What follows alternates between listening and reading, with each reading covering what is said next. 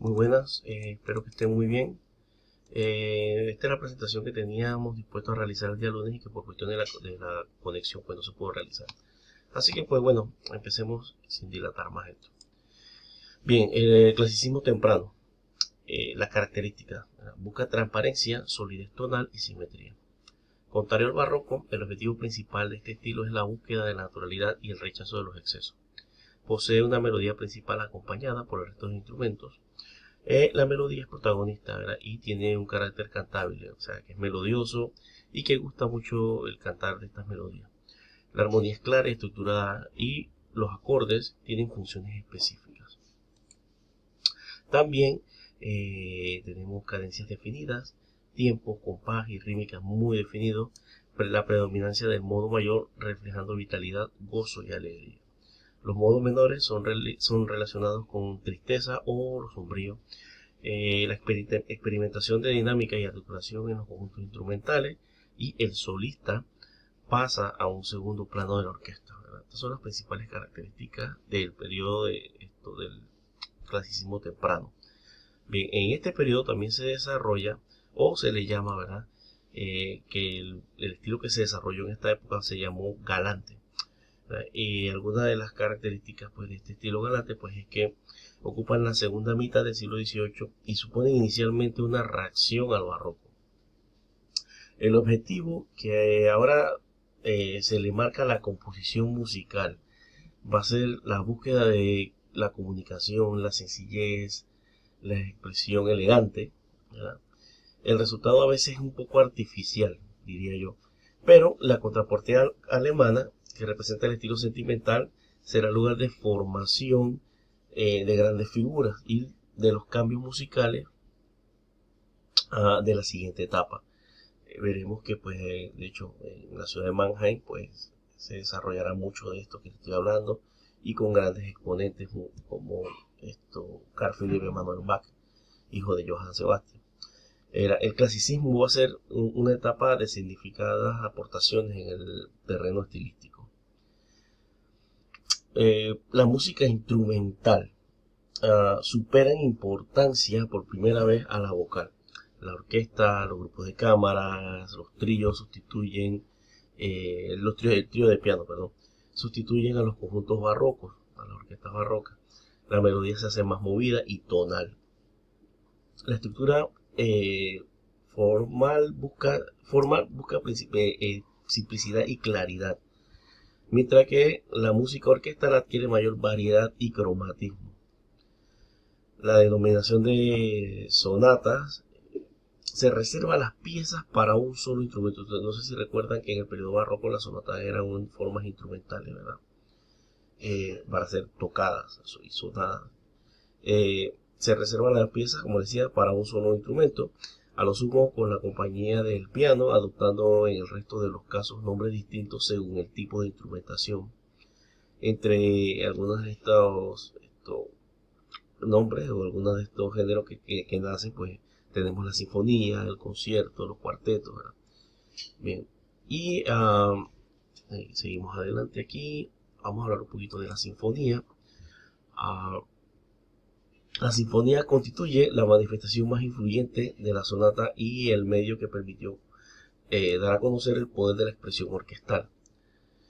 Nacida al introducir un minueto entre los dos últimos movimientos de las oberturas operísticas italianas, su desarrollo corresponde en gran manera al personaje que vemos en la fotografía de ahí, en la ilustración, que es Carl Philipp Emanuel Bach, hijo de Johann Sebastian Bach, ¿verdad? Él trabajó y a la escuela de Mannheim, ¿verdad? Él trabajó en esta escuela donde se configurará la orquesta moderna, la orquesta sinfónica moderna. Y pues también a fines del siglo XVIII se estableció la música de cámara en el sentido actual. Se trataba de composiciones en forma de sonatas para un grupo de instrumentos fijados en cuatro, aunque hubo composiciones para tríos de cuerdas o de piano. Un gran innovador fue Haydn, ¿verdad? Que tras experiencias decisivas con el divertimento, dio al cuarteto de cuerdas su forma clásica e influyó a personajes como Mozart y Beethoven.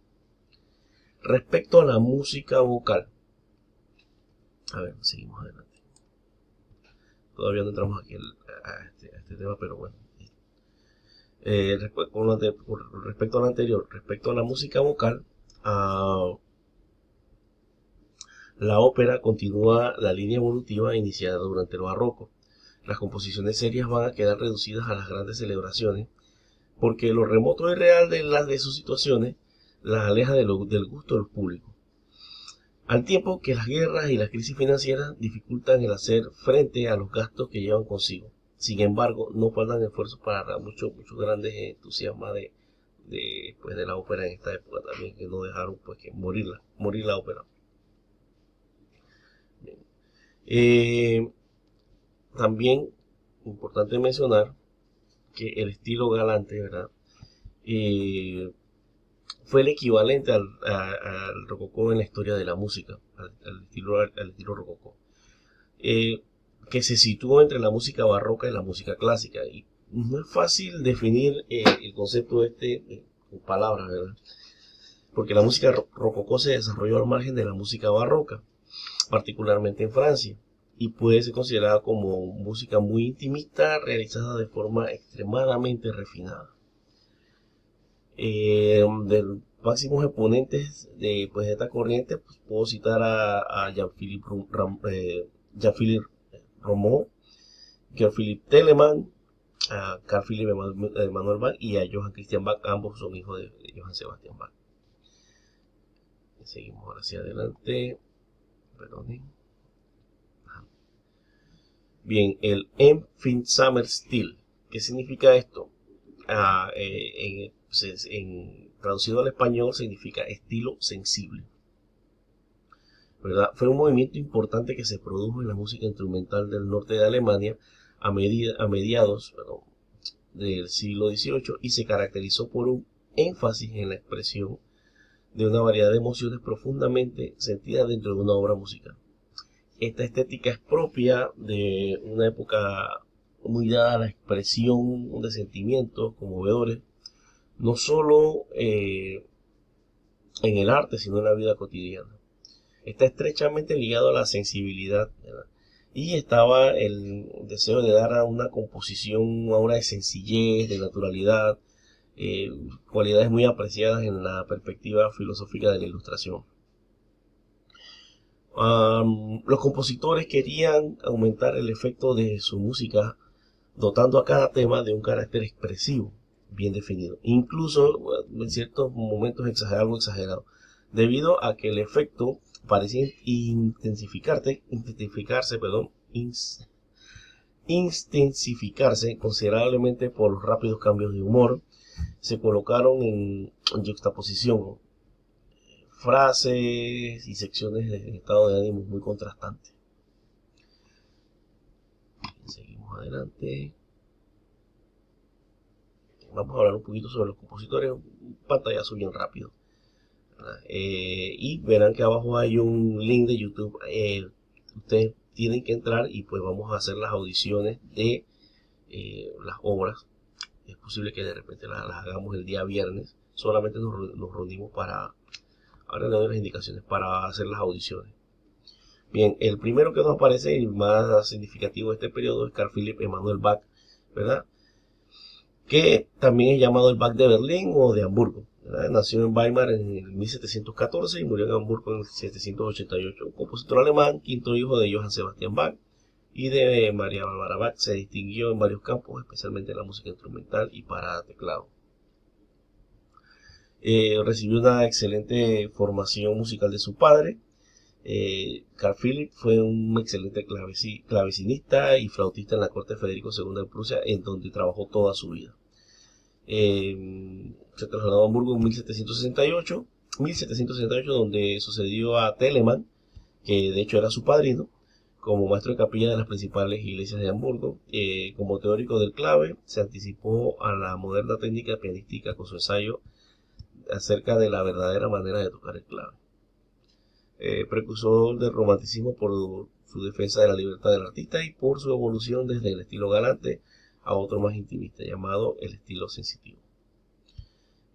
Ayudó a la consolidación de la formación de la sonata con la introducción del segundo tema. Su amplia obra profana y religiosa influyó grandemente en Joseph Haydn y en Beethoven. Seguimos adelante. El segundo hijo de Bach que vamos a mencionar, pues Johann Christian Bach, nació en Leipzig en 1735, murió en Londres en 1782. Conocido como el Bach de Londres, fue el menor de los hijos de Johann Sebastian Bach. A la muerte de su padre en 1750, su hermano mayor, Carl Philipp Emanuel, se hizo cargo de su educación. A diferencia de los miembros de su familia, todos ellos centrados en la música instrumental y sacra, Johann Christian cultivó la ópera, género con el que se familiarizó durante su estadía en Milán, primero como discípulo del padre Martini y después, desde 1760 aproximadamente, como organista de la catedral. Vamos a ver, bueno, también podemos mencionar que esto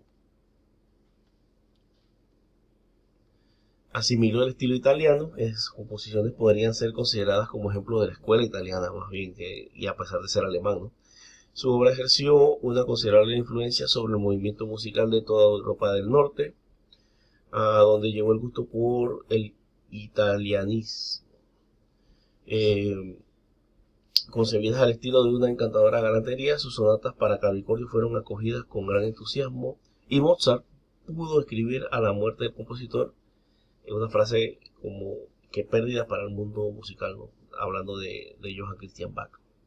Bien, seguimos nosotros que no vamos a profundizar mucho porque pues de eso van ustedes también a leer. Yo les voy a proporcionar mis apuntes y pues ustedes van a tener esa información.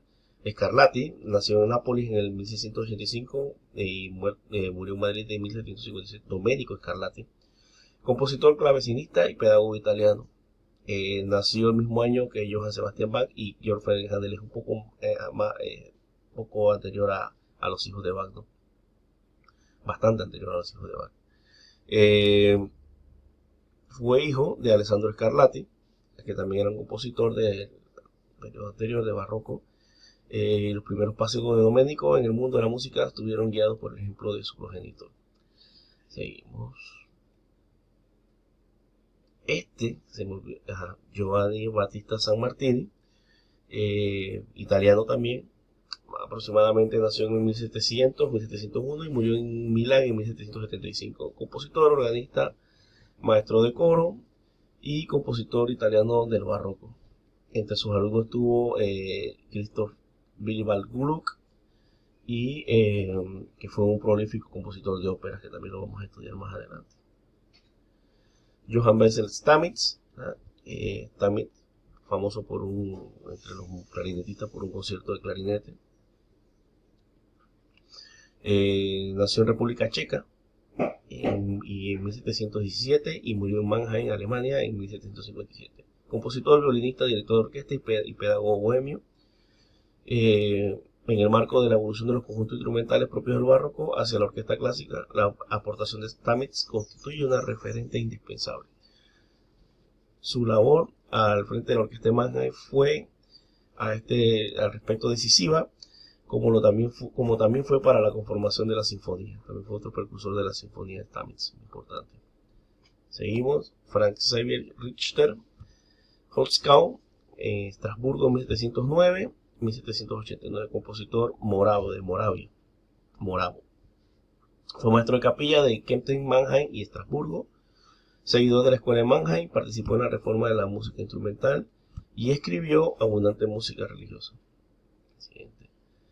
Georg Christoph Wagenseil, vienés, nació en 1715 y